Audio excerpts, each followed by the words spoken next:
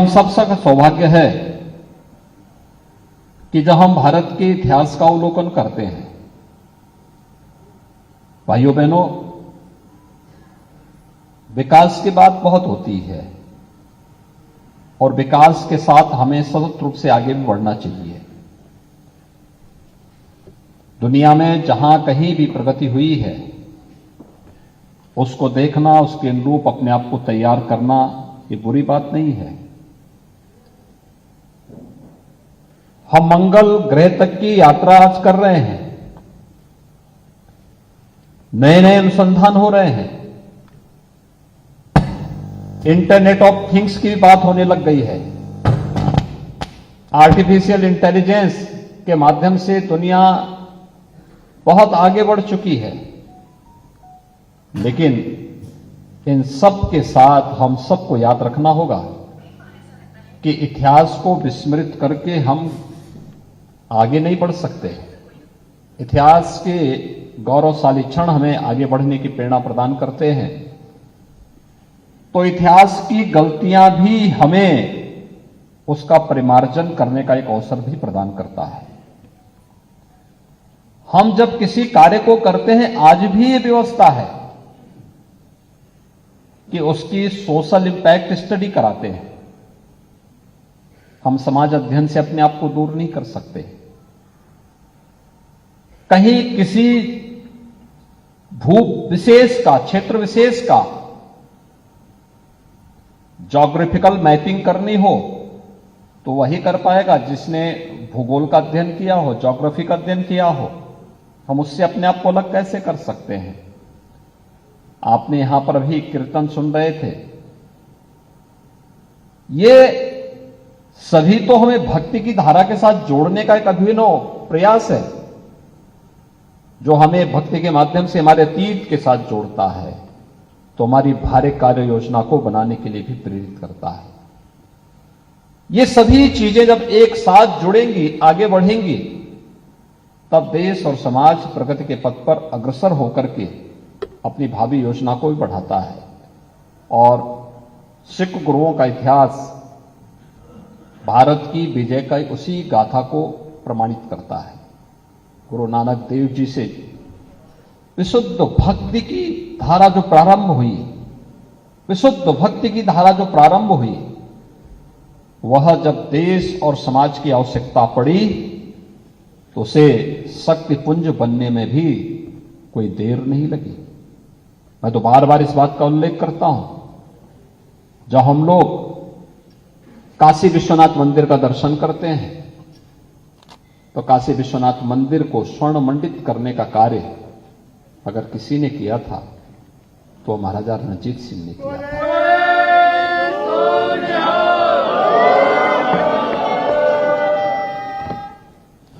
एक वह धारा थी जो विखंडन करने की थी, जिसने काशी विश्वनाथ मंदिर को तोड़ा था, और एक वह धारा थी जिसने काशी विश्वनाथ मंदिर को स्वर्ण मंडित करके भारत के इतिहास को स्वर्णाक्षरों में लिखने के लिए आने वाली पीढ़ी के सामने बहुत कुछ कहा है। कहीं भी महाराजा रणजीत सिंह या उनके वंशज या किसी सिख ने कभी ये नहीं कहा कि ये हमने किया, क्योंकि उसने तो ये अपना धर्म माना है, और जब व्यक्ति किसी कार्य को धर्म मानता है तो उसके लिए दावा नहीं करता है, दावेदारी उसकी नहीं होती है, वो तो एक कर्तव्य मान करके उस पथ पर आगे बढ़ पड़ता है। ऐसे ही जब हम कश्मीर की बात करते हैं, गुरु तेग बहादुर जी का बलिदान किसके लिए था?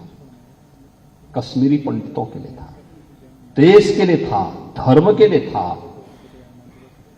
और उन्होंने कहा उस समय भी, औरंगजेब को चेतावनी दी थी, और चेतावनी इस बात की दी थी कि भाई अगर गुरु तेग बहादुर को, हमारे गुरु को तुम इस्लाम स्वीकार करा दोगे तो हम भी स्वीकार कर लेंगे।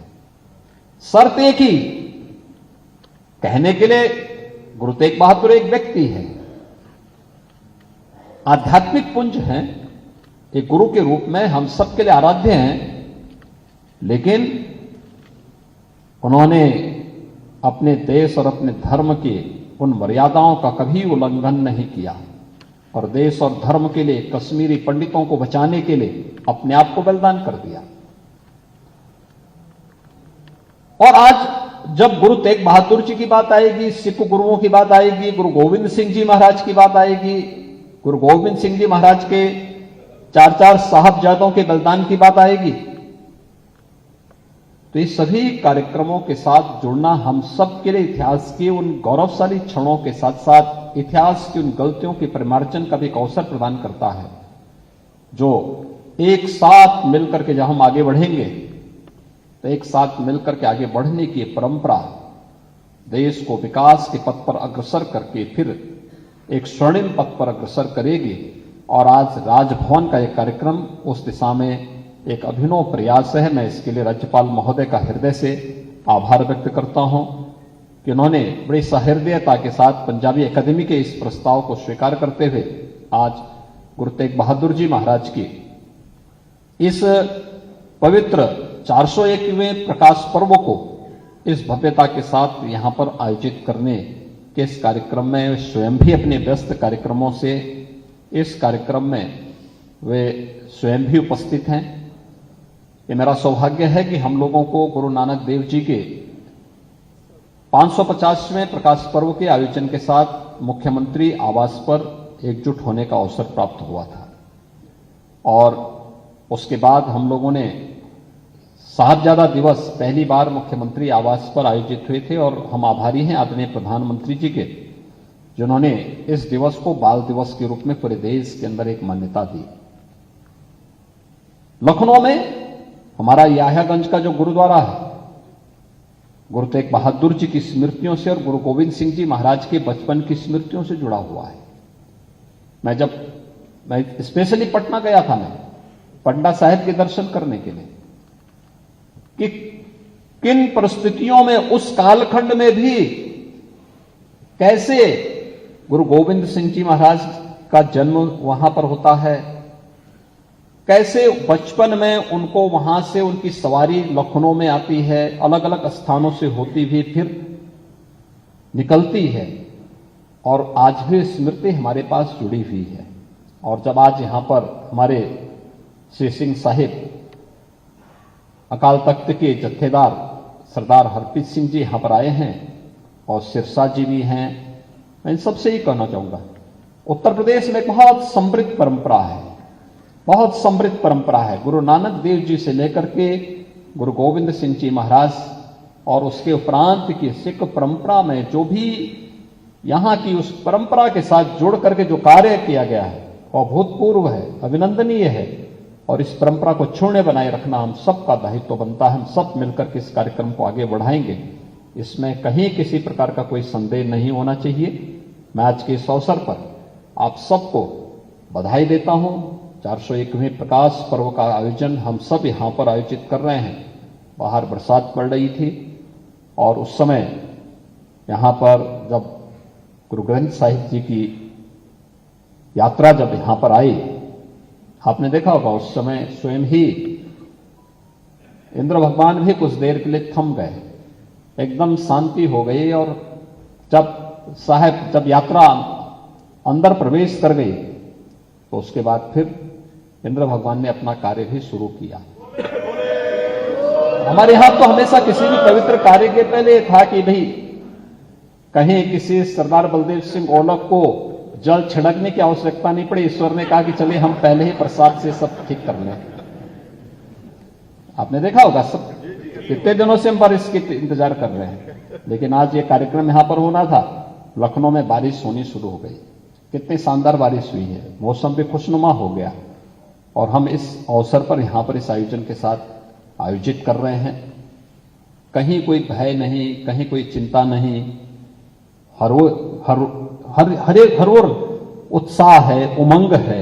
इसलिए क्योंकि ये परंपरा हमारी अपनी परंपरा है, इस परंपरा के साथ हमारी संवेदनाएं जुड़ी हुई हैं, हमारी भावनाएं जुड़ी हुई हैं। लेकिन क्या इस प्रकार के आयोजन हम ननकाना साहिब में कर पाएंगे? क्या काबुल में कर पाएंगे? क्या किसी ऐसे स्थल पर जो देश भारत से अलग हो गया, क्या उन क्षेत्रों में संभव हो पाएगा? बहुत कठिन है, और इसलिए हम सबको इस बारे में ध्यान रखना होगा कि सिख गुरुओं का जो बलिदान था वह देश और धर्म दोनों के लिए समान रूप से था और वह हमें निरंतर एक नई प्रेरणा प्रदान करता है। आज के इस अवसर पर मैं एक बार फिर से आप सबको गुरु तेग बहादुर जी महाराज की 401वीं इस पावन प्रकाश पर्व की हृदय से बधाई देते हुए आप सभी का यहाँ पर आए हुए हमारे अकाल तख्त के जो जत्थेदार हैं सरदार हरप्रीत सिंह जी का, सिरसा जी का हृदय से मैं उनका अभिनंदन भी करता हूं। मैं यहाँ पर पंजाबी अकादमी से जुड़े हुए हमारे जितने भी पदाधिकारी हैं इन सबको हृदय से धन्यवाद देता हूं और विश्वास व्यक्त करता हूं इस प्रकार के आयोजन होने चाहिए। आज इन्होंने यहाँ पे अपने पंजाबी अकादमी से जो कार्य इन्होंने रचनात्मक कार्य किए हैं और पंजाबी को लोक भाषा के रूप में प्रचलित करने के लिए क्या कुछ होना है इसके बारे में भी इन्होंने कुछ प्रकाशन यहाँ पर किए हैं और प्रकाशन का यहाँ पर विमोचन और उसकी एक साइट भी महामहिम राज्यपाल जी के द्वारा यहाँ पर अभी आप सबके सामने लॉन्च की गई है। हमें इसका अधिक से अधिक प्रचार करना चाहिए और जो सकारात्मकता है समाज में, जो भी सकारात्मकता है उस सकारात्मकता को तेजी के साथ आगे बढ़ाने की कोशिश हम सबको करनी चाहिए। हर व्यक्ति को सीखना चाहिए। मुझे लगता है कि गुरुमुखी सीखने में किसी को भी कोई दिक्कत नहीं होनी चाहिए क्योंकि ये तो एक पवित्र भाषा है, पवित्रता का प्रतीक है। अपने देश, अपने धर्म, अपनी भाषा, इन सब पर हमें गौरव की अनुभूति करनी चाहिए और मैं यह कार्यक्रम उत्तर प्रदेश सूचना विभाग ने उस पुस्तिका का यहाँ पर प्रकाशन करके पंजाबी अकादमी को दिया है। इसका विस्तार हो और तेजी के साथ इसको हम पाठ्यक्रम के साथ जोड़ सकें, इस दिशा में हमें प्रयास करना चाहिए। आज के इस अवसर पर एक बार फिर से मैं आप सबको यहाँ पे स्वामी हमारे निर्मल अखाड़ा के स्वामी रामेश्वरानंद जी भी आए हैं। काफी दिनों के बाद मेरी इनसे मुलाकात हो रही है क्योंकि बीच में यद्यपि स्वयं डॉक्टर है और अच्छे प्रतिष्ठित चिकित्सक रहे हैं, बाद में संत हो गए। संत का बाना उन्होंने धारण किया, जागरण के कार्यक्रम के साथ जुड़ गए, वृहद अभियान के साथ जुड़े, पंजाब, हरियाणा, राजस्थान, हिमाचल, उन सभी क्षेत्रों में निरंतर धार्मिक जागरण के अभियान के साथ जुड़े रहते हैं। आज उनका जब मैं यहाँ देखा उनको, आज तो मैं स्वयं भौचक था कि मुझे लगता है कि मेरी कई वर्षों के बाद उनसे मुलाकात हो रही है। मेरी उनसे मुलाकात पंजाब, हरियाणा और राजस्थान में ही हुआ करती थी। आज वे यहाँ पर वे भी इस कार्यक्रम के साथ जुड़े हैं और भी हमारे कई यहाँ पर पुराने जो ऐसे मित्र हैं जिनके साथ अक्सर हमारी मुलाकात होती थी, वे आज यहाँ पर उपस्थित हुए हैं। मैं इस अवसर पर उन सब का भी हृदय से अभिनंदन करते हुए महामहिम राज्यपाल जी के प्रति आभार व्यक्त करता हूँ और आप सबको इस अवसर पर बधाई देते हुए इस पवित्र आयोजन को हमें निरंतरता प्रदान करनी चाहिए, एक निरंतरता प्रदान करनी चाहिए। और यह अच्छी बात है सिख परंपरा में कि कम से कम इन पर्वों के अवसर पर सभी लोग एकजुट होकर के हम उस आयोजन के साथ जुड़ते हैं। मैं वही बात कर रहा था अभी महामहिम राज्यपाल जी से कि हमारे गुरुद्वारे जितने हैं वहां चले जाओ, वहां लंगर जरूर मिल जाएगा। कोई भी व्यक्ति भूखों नहीं रहता है, उसकी जाति, उसका मत, उसका मजहब नहीं पूछा जाता। हर व्यक्ति जाता है कहीं भी, पूरे देश के अंदर, पूरी दुनिया के अंदर एक पहचान है, वो गुरु परंपरा से मिली हुई पहचान है। कोई भूखों नहीं रहेगा। धर्म का ही ये कार्य है और मुझे लगता है कि ये सब कार्य है, ये हमें पहचान दिलाते हैं, ये हमारी मानवीय संवेदना का कार्य है। और दूसरा, जहां देश और धर्म की बात आएगी तो वहां पर हम लोग अपने तरीके से फिर उसके लिए कार्य